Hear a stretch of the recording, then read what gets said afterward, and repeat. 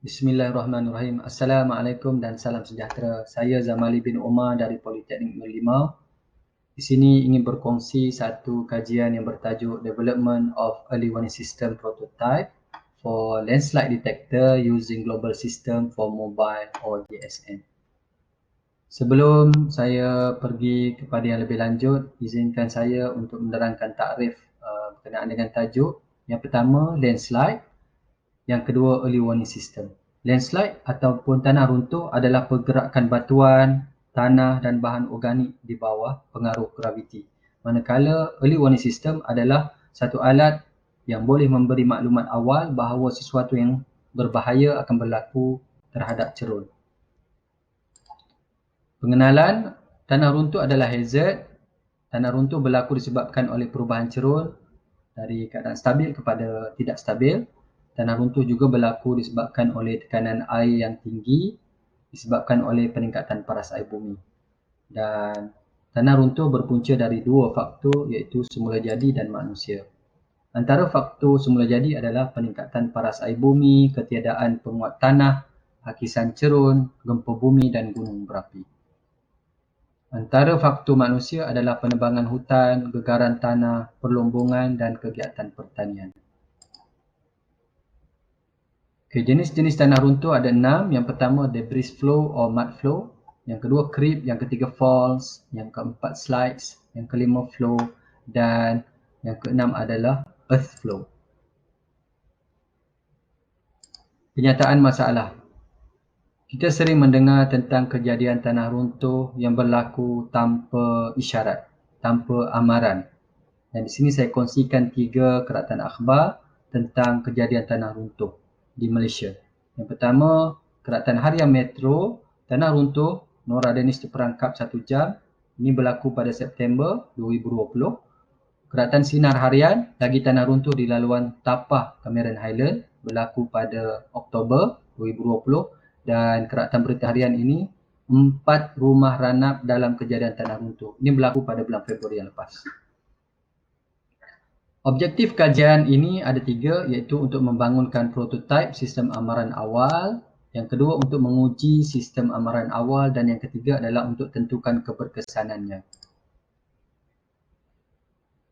Untuk literature, ada beberapa kajian yang lepas mengenai sistem amaran awal tanah runtuh yang dapat dirujuk. Antaranya adalah yang pertama Khairunisa Kamarudin yang dihasilkan oleh Khairunisa Kamarudin pada 2015 bertajuk System Ground Motion Detection Device. Yang kedua hasil kajian Rohayu Cik Omar pada 2016 yang bertajuk Early Warning System for Transmission Tower Landslide Hazard Monitoring in Malaysia. Okey, seterusnya adalah komponen prototype. Ada banyak sebenarnya komponen dan di sini ada beberapa komponen penting sahaja yang akan dikongsikan. Yang pertama adalah digital accelerometer. Ini adalah untuk mengesan pergerakan tanah dan menghantar isyarat kepada Global System for Mobile GSM yang ketiga ni. Yang kedua ini adalah sensor yang disambungkan juga kepada GSM untuk mengesan soil moisture. Dan yang keempat ni buzzer. Okey, akan berbunyi apabila berlakunya ketidakstabilan cerun ataupun pergerakan yang besar. Okey, seterusnya adalah prototipe yang telah siap. Ini gambar prototipe yang telah siap berdasarkan pada reka bentuk awal yang dibuat. Seterusnya persediaan ujian prototipe. Sebenarnya ujian ini untuk secondary data kita menggunakan 3 cerun yang berbeza untuk 30 darjah, 45 darjah dan 60 darjah. Okey, prototipe akan diletakkan pada tanah dan disambungkan kepada software untuk menghasilkan data, untuk menunjukkan data yang diperolehi. Okey, metodologi. Ada 2 sebagaimana dimaklumkan tadi, iaitu pengambilan data, iaitu primary data. Ini pada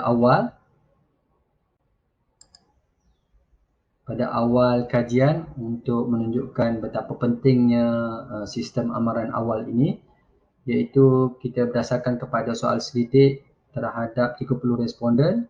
Yang ini kita ambil data dari Taman Seri Naning, Alu Gajah, di mana daripada data ni didapati 97% bersetuju dan 3% tidak setuju. Taman Seri Naning dijadikan sebagai tempat untuk pengambilan data disebabkan oleh ada kawasan Taman Seri Naning ini yang sering berlaku tanah runtuh. Okey, yang kedua adalah secondary data, iaitu penyediaan prototype dan pengambilan data. Ini adalah flow bagaimana secondary data dilaksanakan, iaitu kajian reka bentuk, penghasilan, pemasangan, pengujian, lepas tu kita analisis data, seterusnya penilaian dan kesimpulan. Okey, ini adalah data yang pertama. Setelah kita sambungkan, kita letakkan prototype pada cerun, kita sambungkan kepada software yang telah diinstal. Untuk ketiga-tiga cerun tadi, yang pertama untuk 30, kita dapati